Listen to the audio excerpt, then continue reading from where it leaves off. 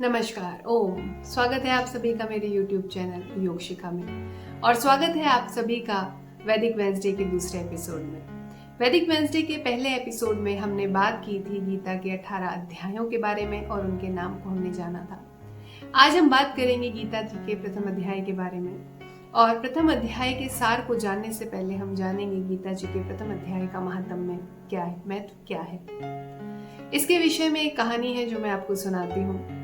ये कहानी श्री विष्णु जी ने श्री लक्ष्मी जी को सुनाई जब उन्होंने पूछा गीता जी के महत्व के बारे में श्री विष्णु जी से। तो विष्णु जी ने श्री लक्ष्मी जी को एक कहानी सुनाई कि एक समय पे एक ब्राह्मण होते थे जिनका नाम था सुशर्मा।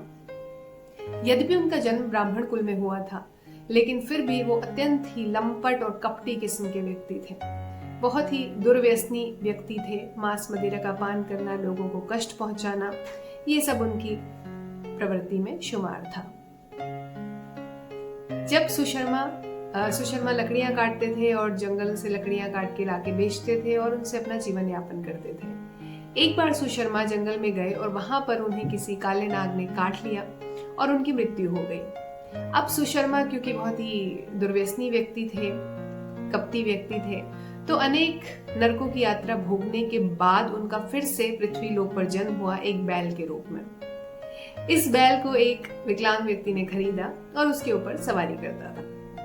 एक बार ये विकलांग व्यक्ति बैल को एक बहुत ऊंचे स्थान पर लेकर गया और वहां पे खेल खेल में उसने बैल को खूब गोल गोल गोल गोल घुमाया, जिससे वो बैल मूर्छित होकर गिर पड़ा और फिर उसकी मृत्यु हो गई।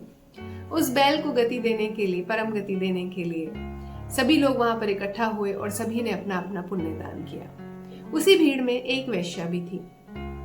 अब वैश्या ने भी अपना जो भी पुण्य था वो दान किया और ये जो प्राणी जिनकी मृत्यु हुई थी बैल, ये यमलोक में पहुंचाए गए।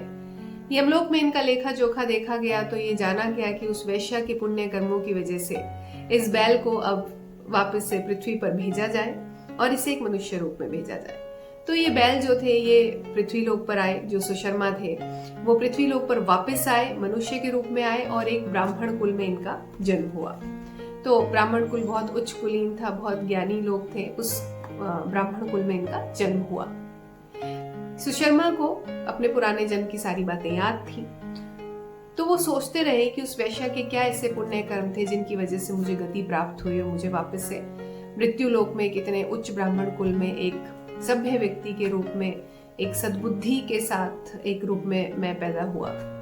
तो वो ढूंढते ढूंढते ढूंढते ढूंढते उस वैश्या के घर कुछ सालों बाद पहुंचते हैं। वो पूछते हैं कि आपने क्या पुण्य दान किए थे जिसकी वजह से मैं नरकों की यातना से बाहर निकला और एक सभ्य पुरुष के रूप में, व्यक्ति के रूप में मेरा पुनः इस पृथ्वी पर आगमन हुआ है।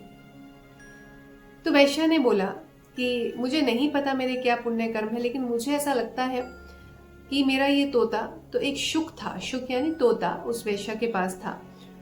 तो वैश्या ने बोला कि ये तोता हमेशा कुछ ना कुछ पाठ करता है और मैं इसको हमेशा सुनती हूँ। मुझे ऐसा लगता है कि इसके पाठ को सुनने से, इसके पठन को सुनने से मेरा अंतःकरण शुद्ध हो गया है और वही पुण्य मैंने आपको दान किया था।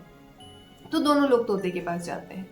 तोते से पूछते हैं कि आप क्या पठन करते हैं और ऐसा क्या है जिसकी वजह से इनका अंतःकरण शुद्ध हुआ और जिसकी वजह से मुझे नरक की योनियों से मुक्ति मिली। तो तोते ने बताया कि मैं पिछले जन्म में एक बहुत ही विद्वान व्यक्ति था, अत्यंत विद्वान व्यक्ति था, लेकिन मुझे अपनी विद्वत्ता का अहंकार था और अपने अहंकार की वजह से मैं बाकी व्यक्तियों को, बाकी विद्वान पुरुषों को, व्यक्तियों को कुछ समझता नहीं था, उनका अनादर करता था।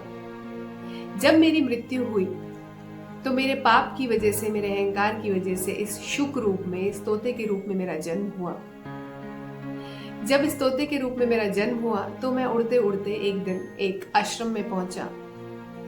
वहां आश्रम के पेड़ पर बैठकर वहां पे जो विद्यार्थी पाठ करते थे उस पाठ को मैं निरंतर करने लगा। उस पाठ का मैंने श्रवण किया, उस पाठ का मैंने पठन सीखा। जो विद्यार्थी वहां पे उस पाठ का पठन करते थे वो श्रीमद् भगवद गीता जी का अध्ययन करते थे, उनका पठन करते थे। अध्याय 1 तक मैं सीख पाया, अध्याय 1 तक मैं श्रवण कर पाया, अध्याय 1 तक मैं पठन कर पाया। इतने में एक बहेलिये ने मुझे वहां से उठाया और इस वेश्या को बेच दिया।